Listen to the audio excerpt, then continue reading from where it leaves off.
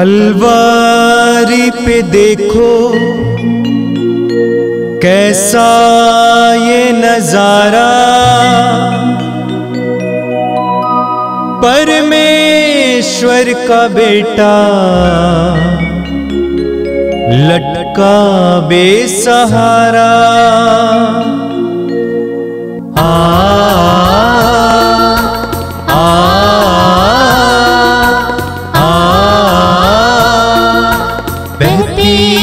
धारा जिसमें सबको मिले मुक्ति, बहती रक्त धारा जिसमें सबको मिले शांति, बहती रक्त धारा जिसमें सबको मिले मुक्ति, बहती रक्त धारा जिसमें सबको मिले शांति।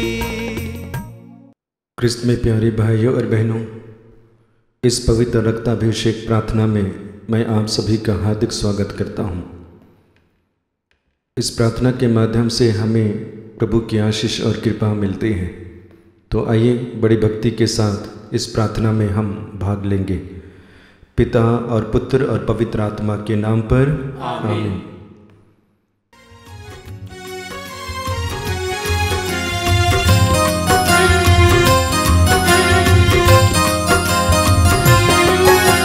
यीशु के बदन से बहे जो लहू की धारा, उसमें धुले हमारे पापों के दाग सारे। यीशु के बदन से बहे जो लहू की धारा, उसमें धुले हमारे पापों के दाग सारे। रख ले उसी में आशा, त्यज दे सभी निराशा, यीशु ही हमारे जीवन पार लगाए।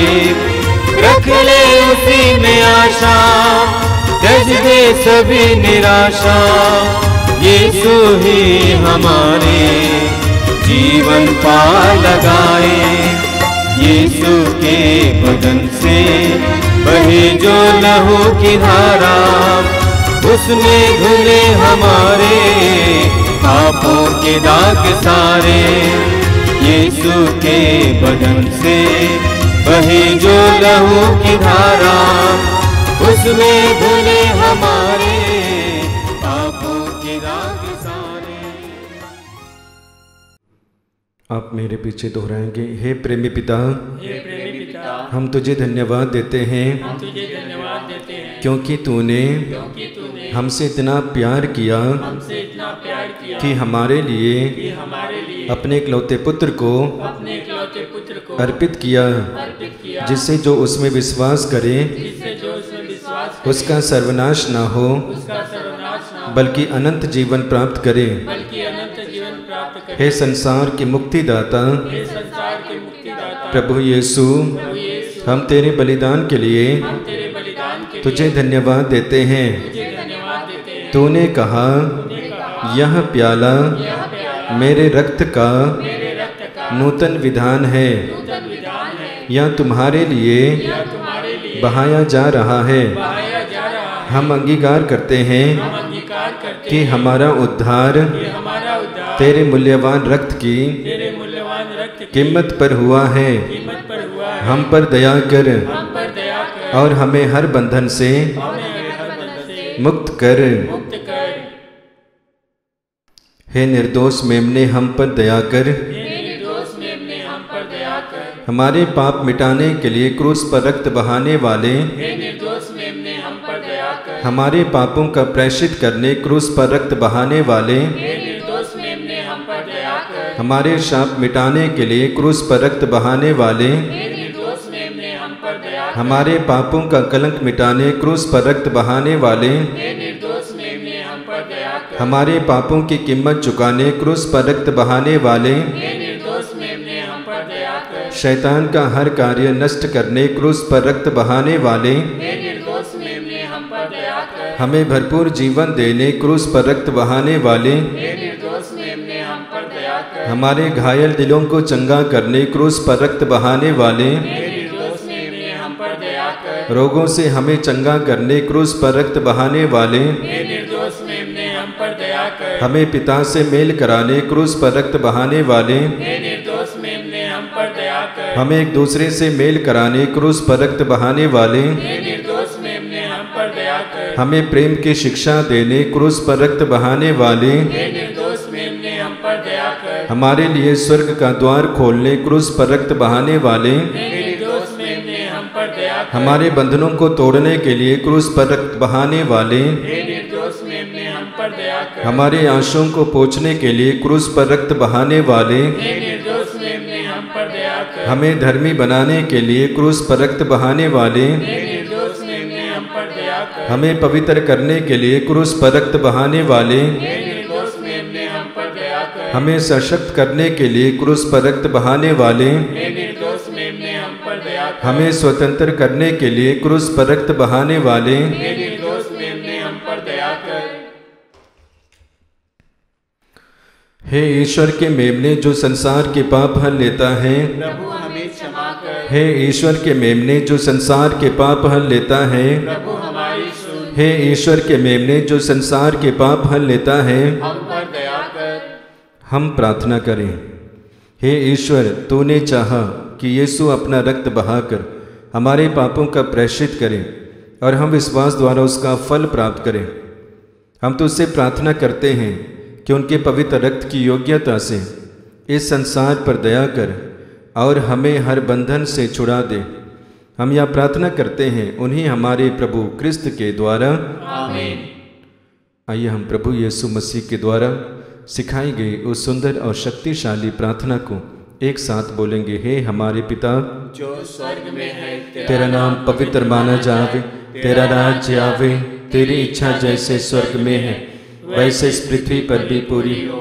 हमारा प्रतिदिन का आहार आज हमें दे और हमारे अपराध हमें क्षमा कर जैसे हम भी अपने अपराधियों को क्षमा करते हैं और हमें परीक्षा में ना डाल परंतु बुराई से बचा। आमीन।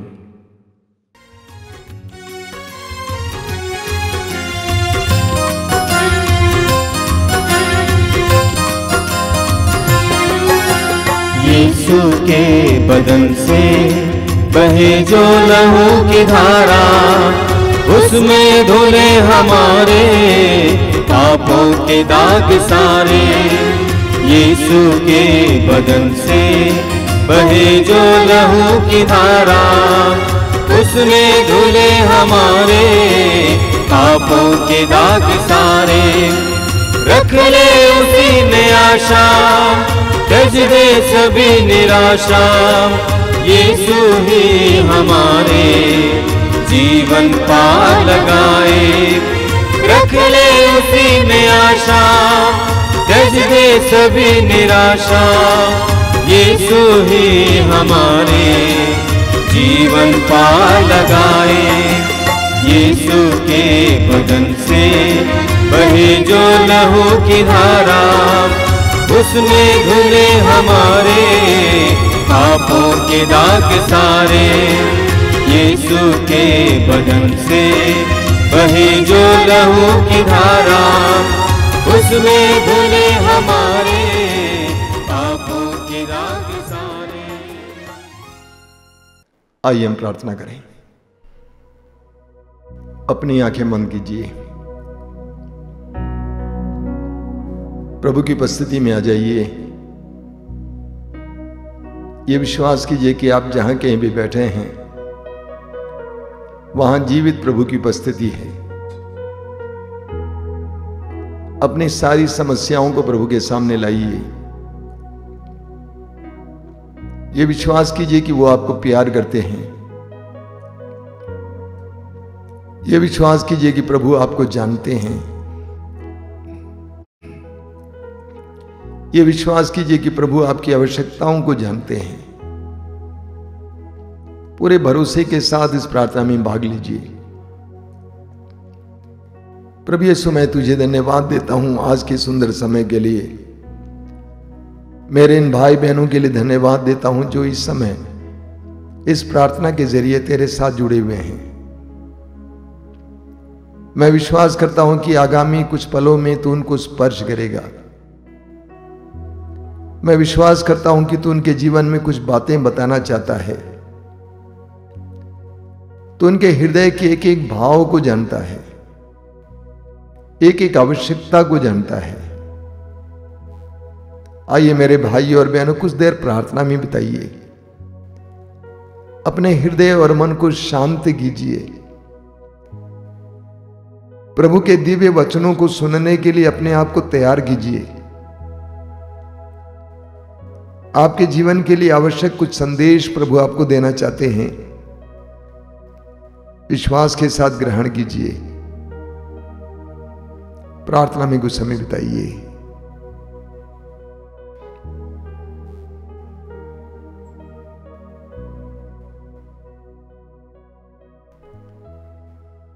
अपनी आंखें खोलें। मेरे प्रिय भाई और बहनों, प्रभु को धन्यवाद देता हूं इन पलों के लिए।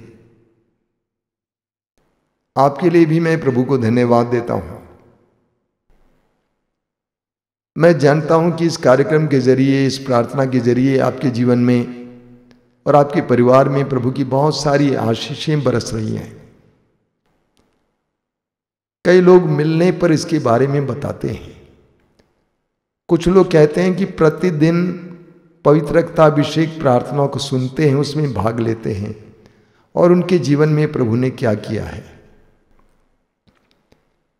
सारी महिमा प्रभु को मिले, सारा यश प्रभु को मिले। मेरे प्रिय भाई और बहनों, हम सभी विश्वासी हैं, प्रार्थना करने वाले हैं। प्रभु यीशु स्वयं हमारे लिए प्रार्थना के लिए एक सुंदर उदाहरण है और आदर्श है। ये सच है कि यीशु हमारे प्रभु हैं, हमारे मुक्तिदाता हैं, लेकिन साथ ही साथ यीशु हमारे आदर्श भी हैं। हर बात के लिए यीशु हमारे आदर्श हैं, प्रार्थना के लिए भी यीशु हमारे आदर्श हैं। हमारे जीवन में कई कठिन परिस्थितियां आ जाती हैं, बहुत सारी जटिल परिस्थितियां आ जाती हैं। ऐसी परिस्थितियों में हम नहीं जानते हमें क्या करना चाहिए। यीशु के जीवन में एक बहुत सुंदर नमूना हमें मिलता है। लूकस के सुसमाचार के अध्याय 22 वाक्य 44 में पढ़ते हैं, वे प्राण पीड़ा में पड़ने के कारण और भी एकाग्र होकर प्रार्थना करते रहे और उनका पसीना रक्त की बूंदों की तरह धरती पर टपकता रहा। यीशु के जीवन में एक भयानक परिस्थिति आई। वे स्वयं महसूस कर रहे थे कि उनके 12 प्रेरितों में से एक उनको पकड़वाएगा, बाकी सारे प्रेरित उनको छोड़कर भाग जाएंगे। उनकी आंखों के सामने लोगों का तिरस्कार दिखाई दे रहा था, क्रूस की सजा दिखाई दे रही थी, वो कठोर दुख भोग दिखाई दे रहा था और यीशु विह्वल हो गए, परेशान हो गए, हैरान हो गए। वचन में हम पढ़ते हैं कि यीशु अपने शिष्यों के साथ किद्रोन नाले के उस पार गए, गेत्सेमनी बाग में प्रार्थना में लीन रहे। अभी आपने सुना कि प्राण पीड़ा सहने के कारण वे और भी एकाग्र होकर प्रार्थना करते रहे, और भी एकाग्र होकर प्रार्थना करते रहे। आपने कई बार मुझसे सुना होगा, जितनी बड़ी समस्या उतनी ज्यादा प्रार्थना, जितनी बड़ी समस्या उतनी ज्यादा प्रार्थना। अगर हम अपने जीवन को देखते हैं तो अक्सर हमें देखने को मिलता है कि जब समस्या ज्यादा हो जाती है हमारी प्रार्थनाएं टूटने लगती हैं। लेकिन मैं कहूंगा प्रभु यीशु से हमें सीखना चाहिए, जितनी बड़ी समस्या उतनी ज्यादा प्रार्थना। कुछ दिन पहले आश्रम में एक भाई आए थे काफी दूर से। उनको सुनने के बाद मैं समझ गया कि उनकी स्थिति बहुत जटिल थी, बहुत ही जटिल थी, और मैं स्वयं नहीं जानता था कि उनसे क्या बोलूं।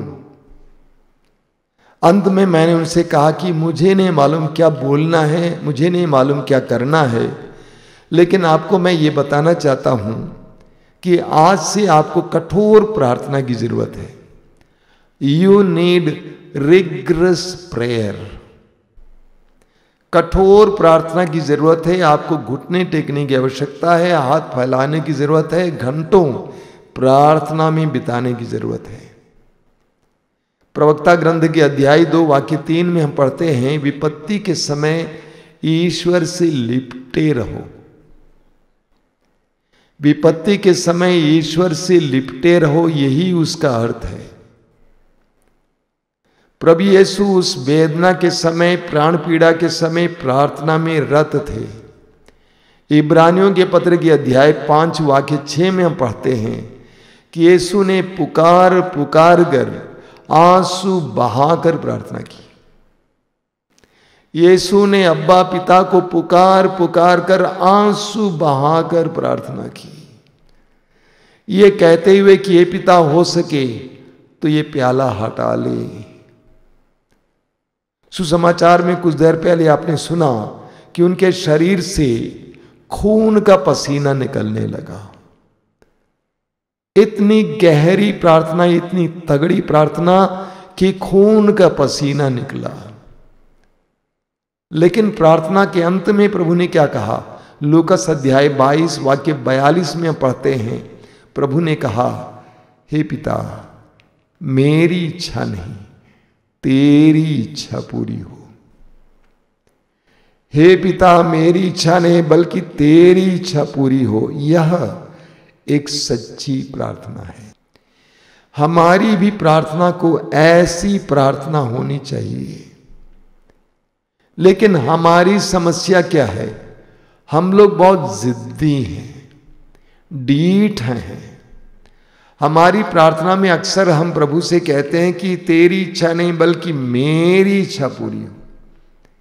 मैं उसी लड़की से शादी करूंगा, मैं उसी लड़के से शादी करूंगी, मुझे वही नौकरी चाहिए, मुझे उसी जगह जाना चाहिए। ठीक है, ठीक है, ईश्वर हमारे पिता हैं, प्रभु हमें प्रेम करते हैं, हम जरूर मांग सकते हैं। और प्रभु यीशु ने स्वयं कहा है, मांगो। हम बच्चों की तरह जिद कर सकते हैं और कह सकते हैं कि प्रभु देना होगा, लेकिन अंत में प्रभु यीशु की तरह हमारा यही जवाब होना चाहिए, हे पिता, मेरी इच्छा नहीं तेरी इच्छा पूरी हो। हम अक्सर योजनाएं बनाते हैं और हम चाहते हैं कि प्रभु उस योजना पर दस्तखत कर दें, मुहर लगा दें। लेकिन प्रभु कहते हैं यिर्मयाह अध्याय 29 वाक्य 11 में, तुम्हारे लिए निर्धारित योजनाएं मैं जानता हूं, तुम्हारे अच्छे भविष्य के लिए, आशामय भविष्य के लिए अच्छी अच्छी योजनाएं मेरे मन में है। ये क्या तुम योजना लेके आ रहे हो ताकि मैं उस पर साइन कर दूं, मुहर लगा दूं? प्रभु यीशु की तरह हमें भी बोलने की आवश्यकता है, हे पिता, मेरी इच्छा नहीं तेरी इच्छा पूरी हो। यूहन्ना के पहले पत्र के अध्याय 5 वाक्य 14 में यूहन्ना कहते हैं, हमें ईश्वर पर यह भरोसा है कि यदि हम उसकी इच्छा के अनुसार उससे कुछ भी मांगते हैं तो वह हमारी सुनता है। यूहन्ना कहते हैं, हमें ईश्वर पर यह भरोसा है कि यदि हम उसकी इच्छा अनुसार उससे कुछ भी मांगते हैं तो वह हमारी सुनता है। हमारी प्रार्थनाओं की सफलता के लिए यह आवश्यक है। सबसे पहले यह जानना है कि उसकी इच्छा क्या है। उदाहरण के लिए, जनवरी महीने में मेरे मन में एक विचार आया है। मैंने लोगों से कहा कि 6 महीने प्रार्थना करने के बाद ही कुछ भी बोल सकते हैं। मैंने कई लोगों से कहा प्रार्थना कीजिए, 4 महीना प्रार्थना करेंगे, उसके बाद धीरे धीरे प्रभु की इच्छा के अनुसार आगे बढ़ने के प्रयास करेंगे। यूहन्ना कहते हैं कि हमें ईश्वर पर भरोसा है कि अगर हम ईश्वर की इच्छा के अनुसार कुछ भी मांगेंगे तो वो हमें दे देंगे। हमारे अंदर ये मनोभाव होना चाहिए, प्रभु परिस्थिति ऐसी है, हम ये चाहते हैं, लेकिन हमारी इच्छा नहीं बल्कि तेरी इच्छा पूरी हो। वहां प्रभु के चमत्कार और चिन्ह प्रकट होने लगते हैं। हम सोचते हैं कि हमने जो चाहा वही होना चाहिए, ऐसा कोई जरूरी नहीं है। हम प्रभु के हाथ में समर्पित करेंगे। देखिए संत पौलुस का उदाहरण लीजिए।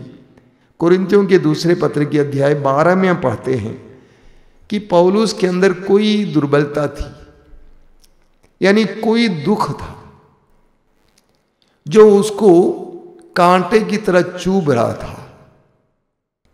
पौलुस कहते हैं कुरिन्थियों का दूसरा पत्र अध्याय 12 उसके वाक्य 7 से, वहां पे पौलुस क्या कहते हैं कि मुझ पर बहुत सी असाधारण बातों का रहस्य प्रकट किया गया है, मैं इस पर घमंड न करूं, इसलिए मेरे शरीर में एक कांटा चुभा दिया गया है।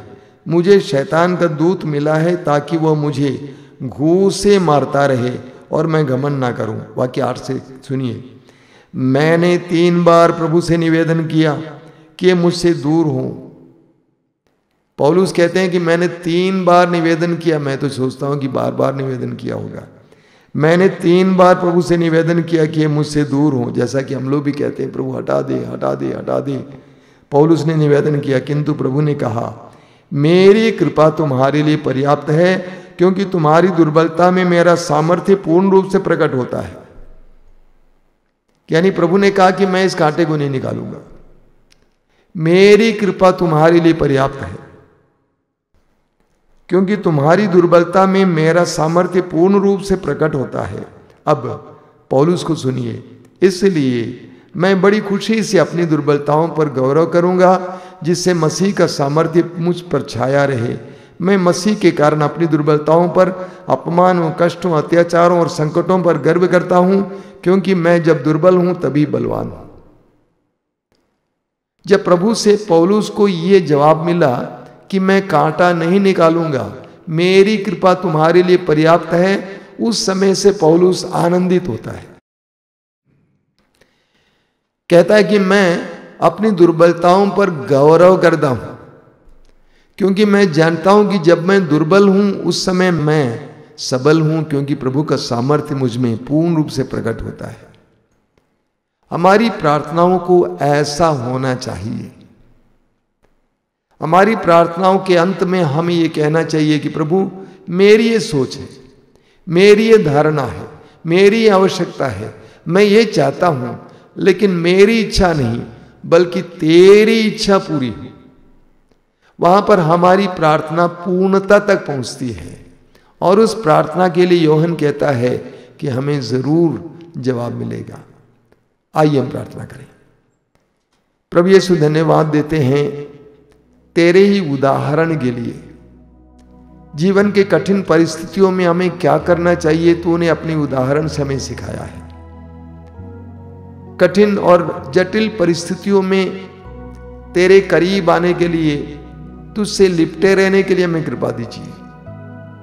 कठोर प्रार्थना करने के लिए हमें कृपा दीजिए, तुझसे मांगने के लिए हमें कृपा दीजिए, लेकिन अंत में प्रभु तेरी ही तरह ये कहने के लिए कि पिता मेरी इच्छा नहीं तेरी इच्छा पूरी हो, इसके लिए कृपा हमें प्रदान कीजिए।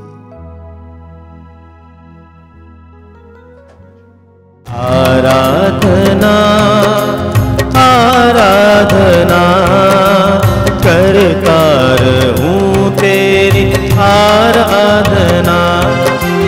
आराधना आराधना करती रहूं तेरी आराधना। आराधना आराधना करता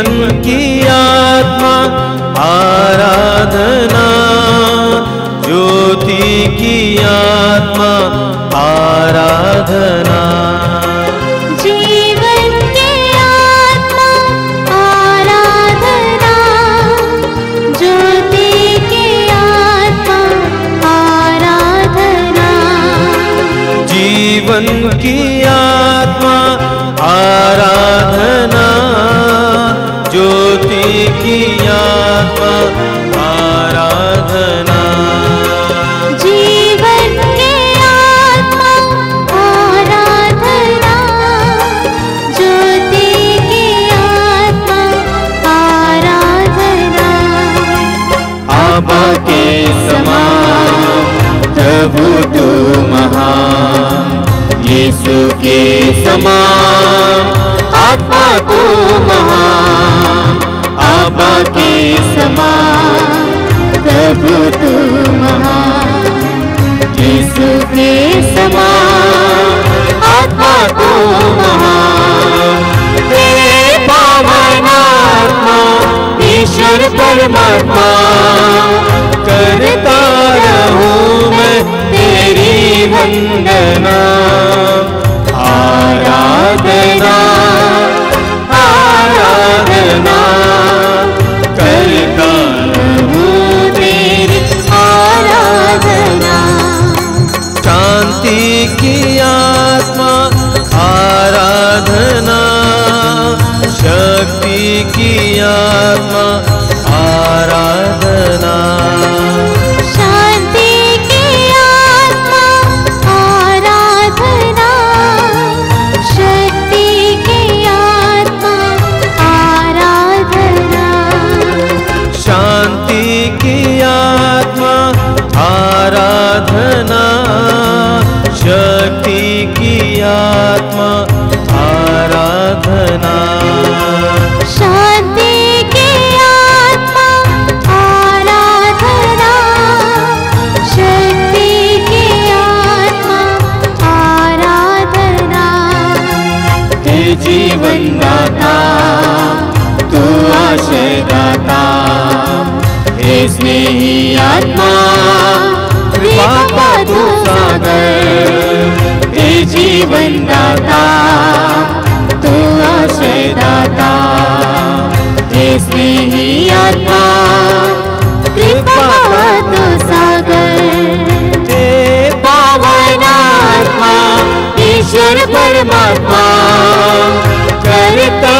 रहूं मैं तेरी वंदना, आराधना आराधना, करता रहूं तेरी आराधना, आराधना आराधना, करती रहूं तेरी आराधना, हे पावन आत्मा ईश्वर परमात्मा, हे पावन आत्मा ईश्वर परमात्मा, करती रहूं मैं तेरी वंदना, आराधना आराधना, करता रहूं तेरी आराधना,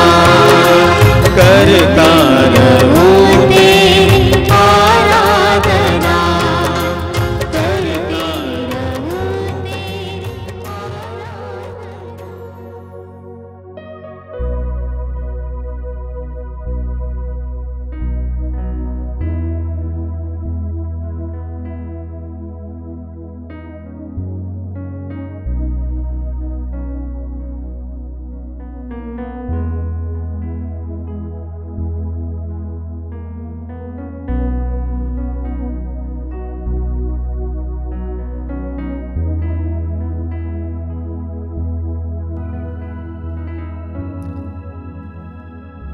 आइए हम आराधना को जारी रखें।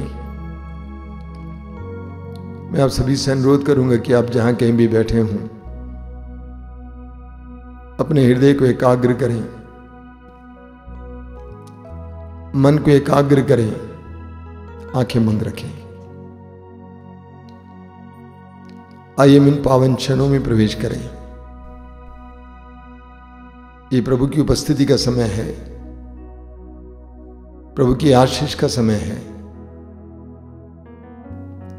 प्रभु ने आपको नाम लेकर बुलाया है और इस आराधना में भाग लेने के लिए आपको बैठाया है। पूरे मन को प्रभु पे लगाइए। स्तोत्रकार कहता है, मैं अपनी आंखें पर्वतों की ओर उठाता हूं, मैं अपनी आंखें पर्वतों की ओर उठाता हूं, क्या वहां से मुझे सहायता मिलेगी। हम अपनी आंखें पर्वतों की ओर उठाएं। हम विश्वास और भरोसे के साथ अनुग्रह के सिंहासन के पास आए। प्रभु यीशु, मैं तुझे धन्यवाद देता हूं इन पवित्र क्षणों के लिए। मेरे भाई बहनों के लिए धन्यवाद देता हूं जो इस समय इस आराधना के द्वारा तेरे साथ जुड़े हुए हैं। हे यीशु, मैं विश्वास करता हूं कि इस आराधना में तू चमत्कार और चिन्ह प्रकट करने जा रहा है। बड़े बड़े रोगों से चंगाई देने जा रहा है, बड़े बड़े चमत्कारों को प्रकट करने जा रहा है। आइए मेरे भाई और बहनों, पूरा मन लगाकर इस आराधना में भाग लें। मैं आपसे अनुरोध करूंगा कि आप अपनी सारी समस्याएं, सारी व्यथाएं प्रभु के सामने ले आएं। पूर्ण विश्वास करें कि प्रभु के लिए कुछ भी असंभव नहीं है। पूर्ण विश्वास करें कि प्रभु एक करुणामय प्रभु है, आपके पापों को नजरअंदाज करने वाला प्रभु। उस प्रभु के सामने सारी दुर्बलताएं लेके आए। हमारी सारी दुर्बलताओं के बावजूद वो हमें प्रेम करते हैं। पूर्ण भरोसे के साथ अनुग्रह के सिंहासन के पास आए। The Lord is going to bless you right now. प्रभु आपको आशीर्वाद देने जा रहे हैं। अपने हृदय और मन को इस समय खोलिए। हृदय खोलकर हम प्रभु की स्तुति और आराधना करेंगे। मेरे पीछे दोहराएंगे, hallelujah, hallelujah, hallelujah, hallelujah, hallelujah. यीशु की स्तुति हो, यीशु की आराधना हो, यीशु की महिमा हो। Hallelujah, hallelujah, hallelujah. मैं सारे हृदय से प्रभु की स्तुति करूंगा। मैं सारे हृदय से प्रभु की स्तुति करूंगा। मैं सच्चे हृदय से प्रभु की स्तुति करूंगा। Hallelujah, hallelujah. वह परम आदरणीय है, वह परम पावन है। Hallelujah, hallelujah, hallelujah. वह महिमामय है। Hallelujah, hallelujah. स्वर्ग में विराजमान प्रभु, सभी संतों के बीच विराजमान प्रभु, इस वेदी पर विराजमान प्रभु, हमारे हृदयों में निवास करने वाले प्रभु, हम तेरी आराधना करते हैं। Hallelujah, hallelujah, hallelujah. तूने कहा है चाहे पहाड़ टल जाएं, पहाड़ियां डावाडोल हो जाएं, किंतु तेरे प्रति मेरा प्रेम नहीं टलेगा। तेरे लिए मेरा शांति विधान डावाडोल नहीं होगा। तेरे इस पवित्र वचन पर मैं विश्वास करता हूँ। हे प्रभु यीशु, तूने कहा है जो मेरे पास आता है मैं उसे कभी नहीं ठुकराऊंगा। जो मेरे पास आता है मैं उसे कभी नहीं ठुकराऊंगा। Hallelujah, hallelujah, hallelujah, hallelujah. जीवन की सारी पीड़ाओं के साथ, दुख दर्द के साथ मैं तेरे सामने आया हूँ। मुझ पर दया कर। Hallelujah, hallelujah, hallelujah, hallelujah, hallelujah, hallelujah, hallelujah, hallelujah, hallelujah, hallelujah. चाहे अंधेरी घाटी से होकर जाना पड़े, चाहे अंधेरी घाटी से होकर जाना पड़े, मुझे किसी अनिष्ट की शंका नहीं, मुझे किसी अनिष्ट की शंका नहीं। Hallelujah, hallelujah, hallelujah, hallelujah, hallelujah. ऊंची आवाज में प्रभु की स्तुति करते हुए प्रार्थना करेंगे। Hallelujah, hallelujah, hallelujah, hallelujah, hallelujah, hallelujah, hallelujah, hallelujah, hallelujah. धन्यवाद, धन्यवाद, धन्यवाद, धन्यवाद, धन्यवाद, धन्यवाद, धन्यवाद। Hallelujah, hallelujah, hallelujah, hallelujah, hallelujah, hallelujah, hallelujah, hallelujah, hallelujah. मौन होकर इस समय अपने जीवन की सारी पीड़ाओं को प्रभु के सामने लाइए। विश्वास के साथ अपने जीवन की सारी पीड़ाओं को प्रभु के सामने लाइए।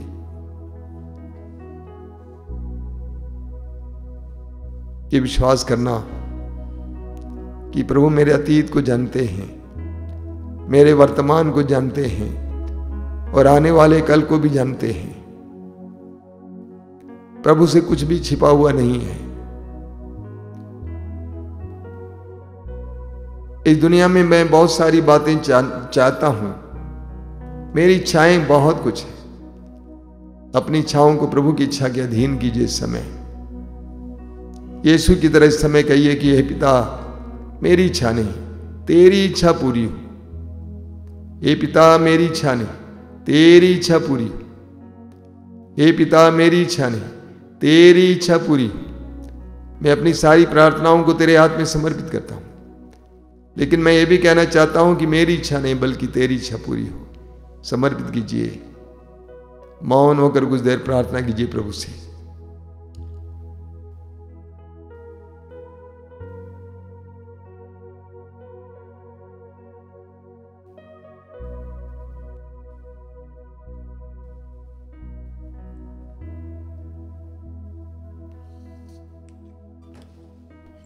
आइए हम बड़ी भक्ति के साथ पवित्र रक्त के अभिषेक के लिए प्रार्थना करेंगे। उस गीत को दोहराते हुए अभिषेक दीजिए, अभिषेक दीजिए, पावन लहू का अभिषेक दीजिए।